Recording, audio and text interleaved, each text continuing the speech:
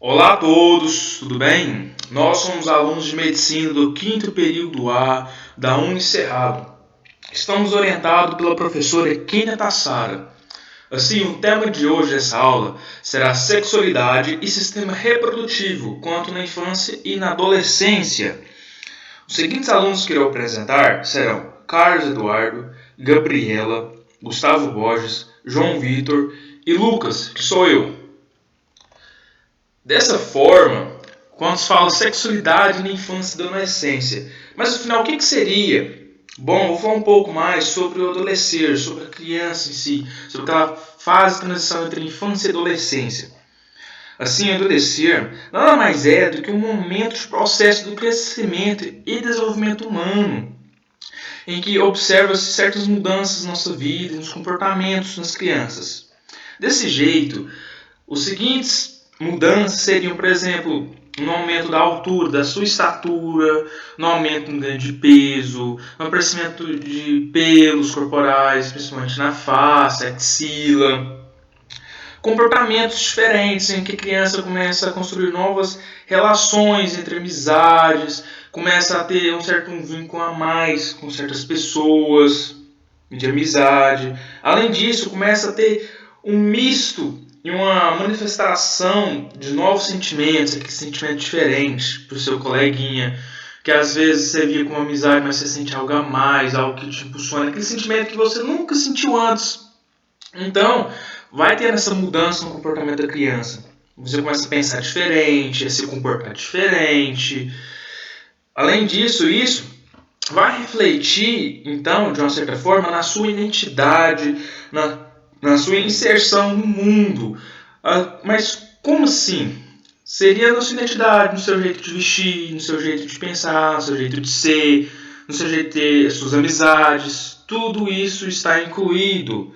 Além disso, essas mudanças, esses processos, eles fazem a nossa existência e situam as pessoas em suas relações com os ambientes, ou seja, com o seu comportamento, o jeito que ela é em relação a onde que ela está, no local onde que ela gosta de ficar. Além disso, as transformações do adolescente possuem então um forte componente físico-corporal, e isso é apontado por qualquer adolescente. Então, assim, elas não são naturais ou decorrentes de um único processo. São vários processos que fazem essa mudança. Além disso, a vida do adolescente, a sua saúde, então todos esses processos no âmbito da sociedade está incluído. Além disso, é na construção, reconstrução dos seus bens, valores e culturais que se vai ter essa interação com tudo isso que você passa nos seus processos. Então, não é essa mudança que você vai ter, não é apenas o seu corpo, o seu modo de pensar, é tudo aquilo que você vive, a sua construção, com seus familiares, sua cultura, tudo isso vai fazer parte. Além disso também, o processo genético, fisiológico, ambiental, tudo isso está incluído. Então todas as transformações são a partir desse ponto de vista. Além disso, aonde que a criança está integrada no processo de desenvolvimento social, familiar. Então, tudo isso vai interferir no seu meio de pensar, no seu emocional, no seu intelecto. Então, tudo isso acaba contribuindo de alguma forma. Além disso, vale ressaltar também que aí você pergunta, beleza, então, mas o que vai ser então? Então, a adolescência, ele vai consolidar então a identidade de sexo e de gênero, ou seja, o que ele gosta. Além disso, isso permite então a possibilidade de elaborar uma relação com o fenômeno da diferença, que tem sua expressão mais nítida na sua sexualidade. Além disso, vale compreender então o fenômeno da sexualidade dos adolescentes a partir das relações no contexto social, em que implica também além das questões biológicas. Além disso, vale ressaltar que um comportamento de uma pessoa nessa parte sexual não é só uma etapa de desenvolvimento que se encontra, mas com uma relação familiar, como eu disse anteriormente, contexto social e tudo mais que a pessoa está inserida. Então, assim, nessa parte, então a cultura, a raça, a nacionalidade, tudo isso vai interferir. Então as pessoas estão sujeitas a formar essas múltiplas diferentes de personalidade, na medida em que elas são interrogadas a partir de diversas situações e agrupamentos sociais. Então reconhecer uma identidade supõe, então, reconhecer firmemente uma interpelação e estabelecer um sentido ao qual você pertence. Além disso, o sexo ele vai desempenhar funções básicas de vida, ou seja, a partir dele, a partir disso, em que a pessoa consegue, por exemplo, que a pessoa consegue engravidar. Então, é a partir desse pensamento. Além disso, os adolescentes, então, eles têm seus impulsos, têm seus medos, têm seus sentimentos. Vou falar agora um pouco da parte da puberdade. Mas o que seria puberdade? Puberdade em si seria aquela transformação, como eu disse, da sua estatura, dos ganhos de peso no corpo, na axila, na região axilar, na região da face. Além disso, em outras regiões do corpo também. Nas mulheres vai ter o aparecimento das glândulas mamárias. No homem vai ter, por exemplo, uma mudança na sua voz, né, e tudo isso mais. Além disso, então, seria a fase dessas transições entre criança e adolescente, em que a criança vai perceber essas fases de transição. Como mostra aqui na imagem, o menino está olhando, está vendo a diferença, a menina está vendo a diferença do aumento de sua glândula mamária, entre outros aspectos. Além disso, vale ressaltar que essas fases de mudança, principalmente mudança que estão consolidando a sua vida na adolescência, tem que ter um apoio, compreensão e informações principalmente dos pais. Então, assim, o adolescente acaba sendo um contraste profundo daquilo que os pais mostram para ele, de exemplo, então moralismo e tudo isso mais. Então vale ressaltar que a criança, que o adolescente, precisa ter os pais por perto, porque os pais eles envolvem um papel fundamental, importante na vida sexual dos seus filhos. Educando, mostrando para eles como funciona, por exemplo, dando apoio, advertindo certas coisas. Além disso, então, os pais eles vão ajudar então, a prevenir, por exemplo, que a sua filha não tenha uma gravidez indesejada, a evitar, por exemplo, as doenças sexualmente transmissíveis, o uso de contraceptivos, que isso meus colegas irão falar posteriormente. Além disso, a questão de saúde, às vezes aparecem certas coisas, às vezes as crianças não sabem, os pais vê aquilo que está aparecendo no corpo da criança, então leva ao médico, ajuda a auxiliar. Então, mais isso seria uma questão de prevenção contra doenças, contra gravidez, contra o aparecimento de doenças sexualmente transmissíveis. Que a partir do sexo também, vai ressaltar que há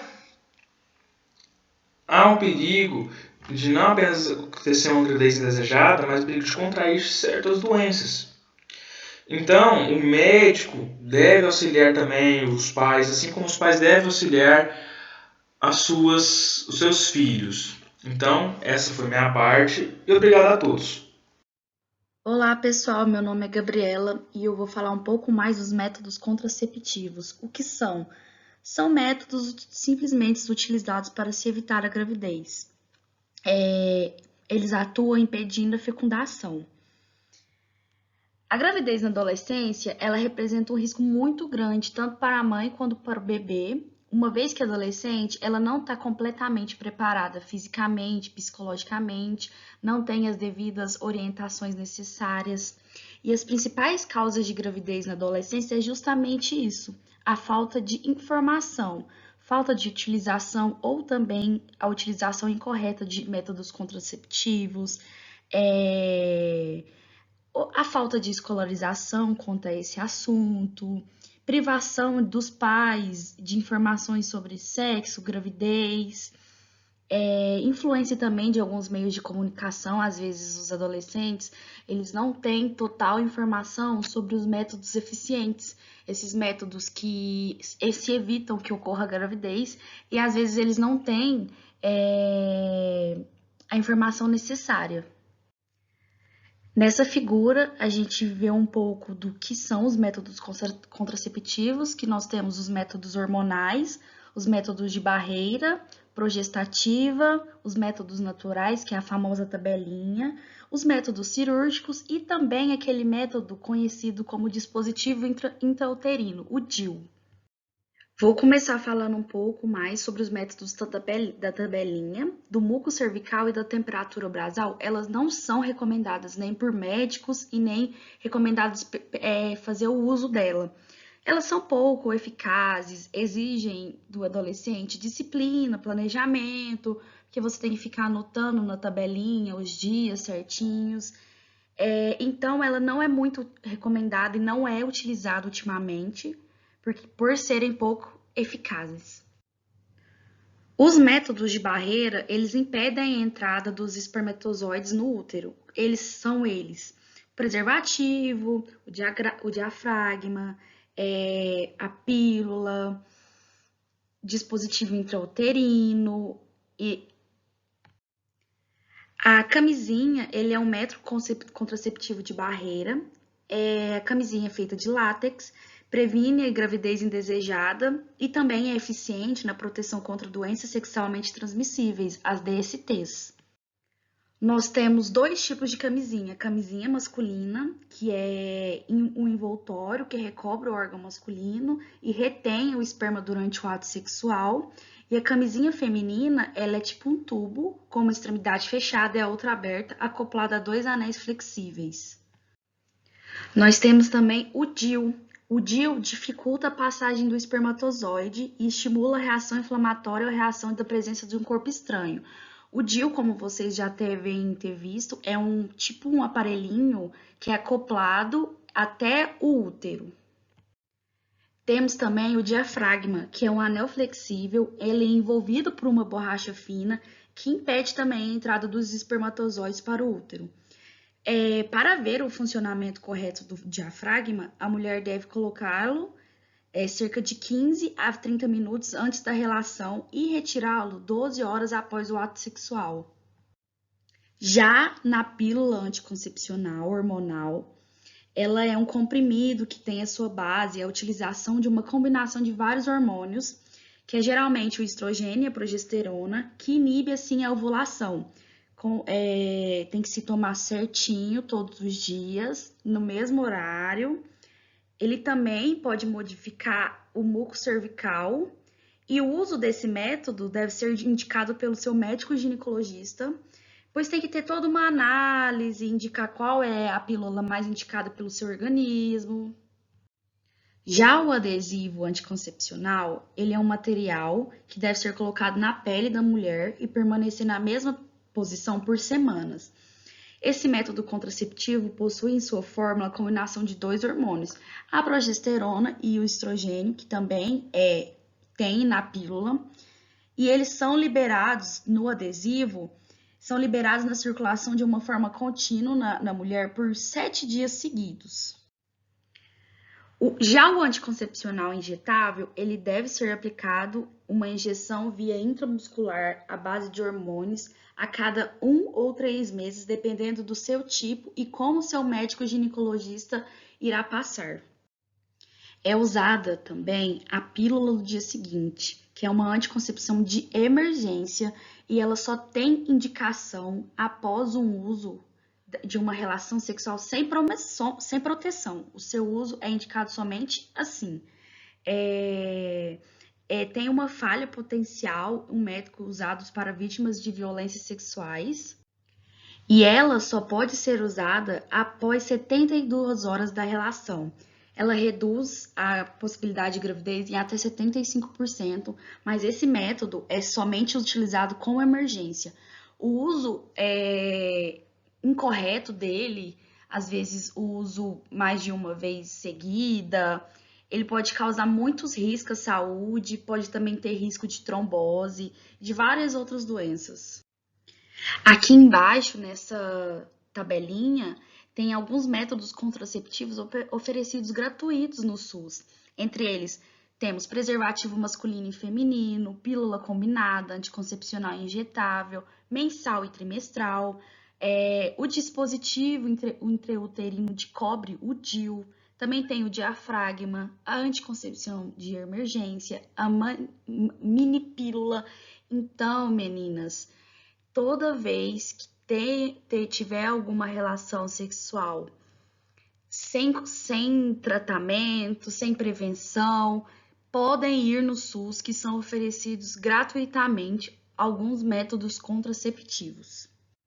E também não podemos esquecer que existem vários riscos da gravidez na adolescência, entre eles parto prematuro, bebê com baixo peso ou subdesnutrido, má formação fetal, pode ocorrer a anemia, pré-eclâmpsia, pode levar complicações no parto, infecção urinária, alterações no desenvolvimento do bebê. Então, são vários riscos da gravidez na adolescência e a gente tem que ter muito cuidado e várias prevenções, se prevenir sempre, tomar os métodos contraceptivos, terem maiores informações. Então, todas essas informações é para impedir que haja gravidez. Então, ela é necessária interromper ou evitar esse processo de ovulação. E podemos ver que a gente tem vários meios de como evitar, de como impedir que haja fecundação, impedir a gravidez. Oi, eu vou dar continuidade aqui falando sobre os conceitos e os tipos de orientação sexual. Vou começar falando, né, da sexualidade, que ela vem ganhando cada vez mais espaço nas discussões cotidianas e científicas. E ela existe um grande tabu, né, que tá achando o sexo como imoral, sujo, inapropriado, mas recebe hoje um grande destaque e tem muitas pesquisas para esclarecer cada vez mais as dúvidas, né?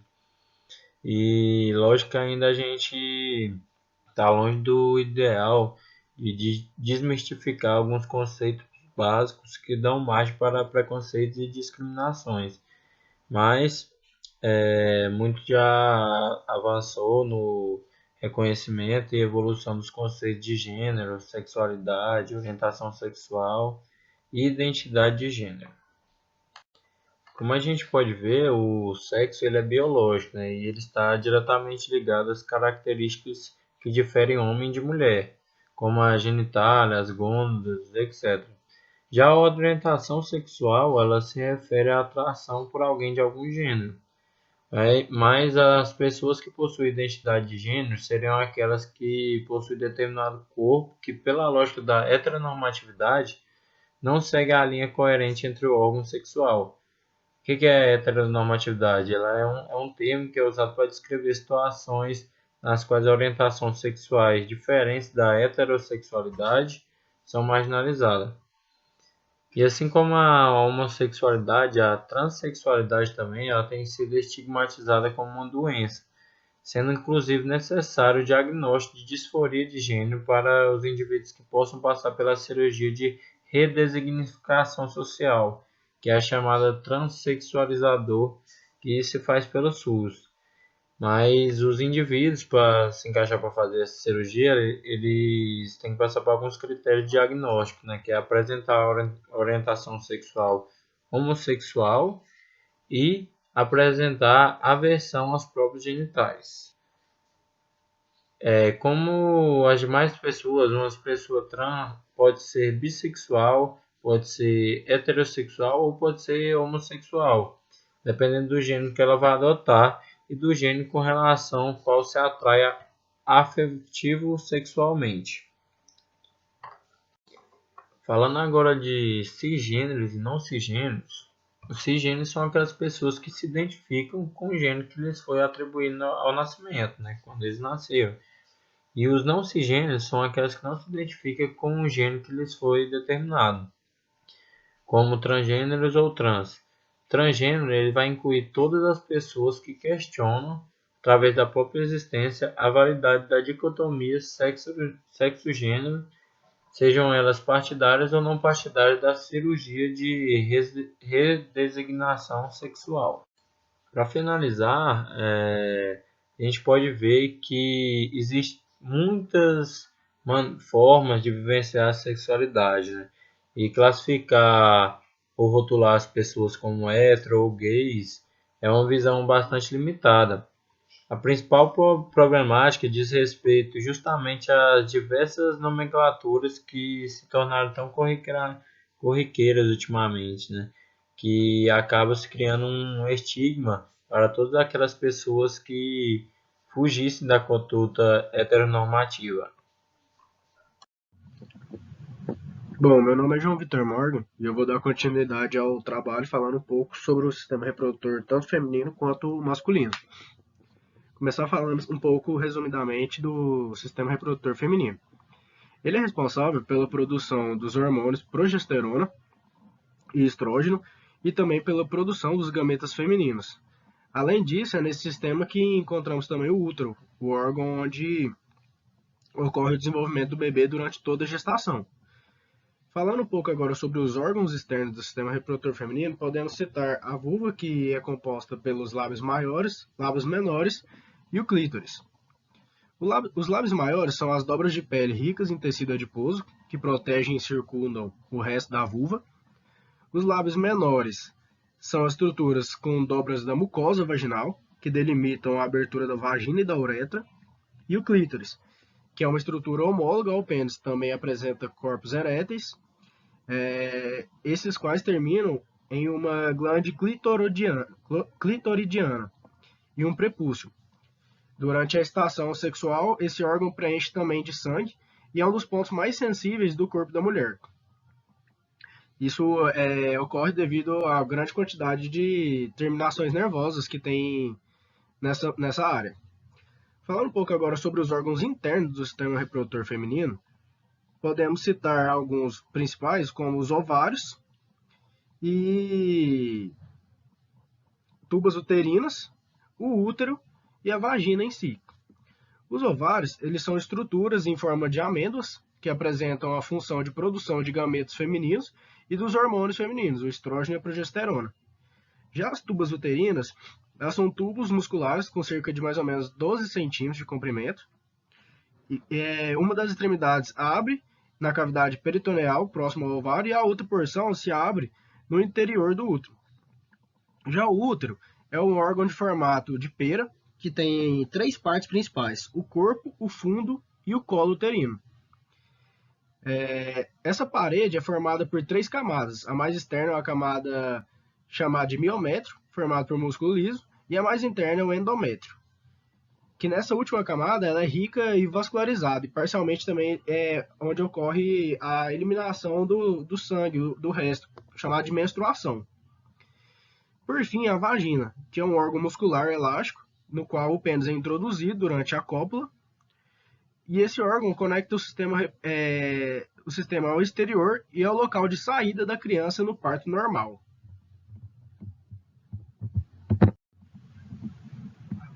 Agora falando um pouco sobre o sistema reprodutor masculino, esse sistema masculino produz os gametos masculinos e os hormônios de testosterona. Esse sistema também apresenta órgãos externos e internos. Os externos do sistema reprodutor masculino é formado pelo pênis e pelo saco escrotal. O pênis é um órgão responsável pela cópula, na vagina, formado por tecido erétil envolvido por pele. Esse tecido erétil forma 3 corpos cilíndricos, sendo 2 corpos cavernosos do pênis e um corpo cavernoso da uretra, também chamado de corpo esponjoso. O interior do pênis é atravessado pela uretra, estrutura que permite a eliminação do sêmen e também da urina. Já o saco escrotal, nele, ou chamado também de bolsa escrotal, estão os testículos, os quais ficam suspensos na extremidade do cordão espermático. E a localização dos testículos no saco escrotal é importante, porque essa estrutura são necessárias que fiquem em um local com temperatura inferior àquela encontrada no restante do corpo. Normalmente a temperatura do saco escrotal chega a 2 graus Celsius abaixo da temperatura corporal. para poder ocorrer o armazenamento dos espermatozoides de uma forma eficaz. Além disso, nos testículos, essa estrutura responsável por produzir o espermatozoide e a testosterona.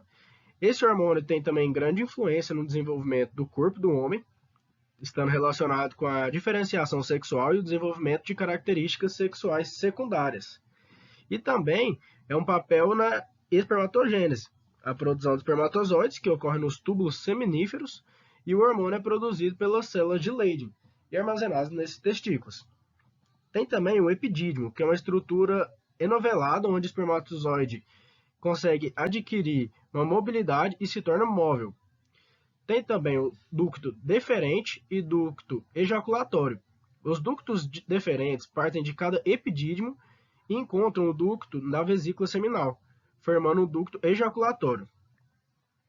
Tem também a uretra, que é um canal que percorre o pênis e é comum ao sistema reprodutor e urinário, ou seja, responsável pela eliminação tanto da urina quanto do sêmen. E por último tem as glândulas acessórias, compostas pelas vesículas seminais e a próstata. As vesículas seminais elas produzem uma secreção rica em substâncias importantes para o espermatozoide. Entre essas, destaca-se a frutose, que está relacionada ao fornecimento de energia aos espermatozoides. E por fim, a próstata, que produz a secreção que é eliminada durante a ejaculação.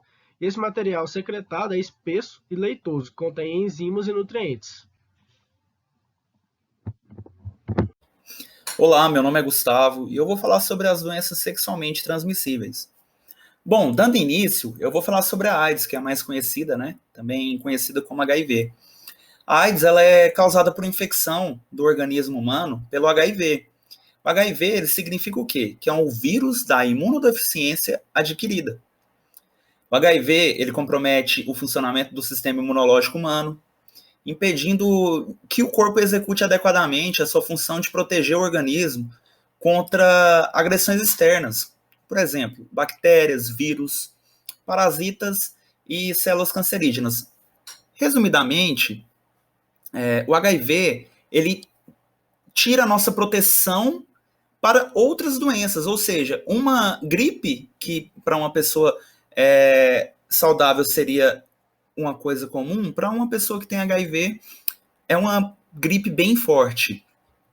Bom, falando agora sobre a sífilis ela se manifesta inicialmente como uma pequena ferida no órgão sexual, conhecido como cancro duro, e com algumas ínguas, uns caroços na virilha. A ferida e as ínguas não doem, não coçam, não ardem e não apresentam pulso. Após um certo tempo, a ferida desaparece sem deixar cicatriz, dando à pessoa a falsa impressão de estar curada.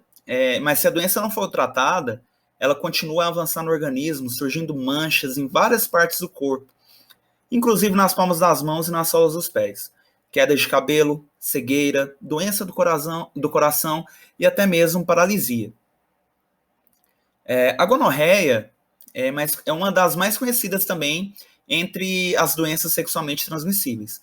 Ela também é conhecida pelo nome de blenorragia, pingadeira, esquentamento, e nas mulheres essa doença atinge principalmente o colo do útero. A gonorreia ela dá um corrimento no pênis, um corrimento purulento, amarelado, e na mulher ela tem um corrimento no colo do útero, que para a mulher fica um pouco mais difícil de se identificar se não ocorre extravasamento. Bom, falando agora sobre o HPV. Bom, falando agora sobre o HPV, o HPV também ele é conhecido como condiloma acuminado. É uma lesão que aparece na região genital, que é causada pelo papiloma vírus humanos, ou seja, o HPV. E essa doença também é bastante conhecida como crista de galo, figueira ou cavalo de crista. Outra doença que vale ressaltar é a tricomoníase, que os seus sintomas são principalmente um corrimento amarelado, esverdeado, com mau cheiro. A gente na comunidade médica fala que esse mau cheiro tem odor de peixe podre. E, além disso, também tem dor durante o ato sexual, um ardor, dificuldade para urinar e coceira nos órgãos sexuais. Na mulher, a doença também pode se localizar em partes internas do corpo, como o colo do útero. A maioria dos homens não apresenta os sintomas. Quando isso ocorre, consiste e uma irritação na ponta do pênis. Falando agora sobre a herpes ela se manifesta através de pequenas bolhas localizadas principalmente na parte externa da vagina e na ponta do pênis. Essas bolhas podem arder e causar coceira intensa. Ao se coçar, a pessoa pode romper a bolha, causando uma ferida enorme. E para fechar, vale ressaltar uma doença que não está no slide, que é conhecida como clamídia. Ela é uma DST muito comum e apresenta sintomas parecidos com os da gonorreia, como, por exemplo, corrimento parecido com clara de ovo no canal da urina e dor ao urinar. As mulheres contaminadas pela clamídia podem não apresentar nenhum sintoma da doença, mas a infecção pode atingir o útero e as trompas, provocando uma grave infecção. Já nesses casos, pode haver complicações como dor durante as relações sexuais, na gravidez nas trompas, que é uma gravidez ectópica, e um parto prematuro, ou até esterilidade da mulher.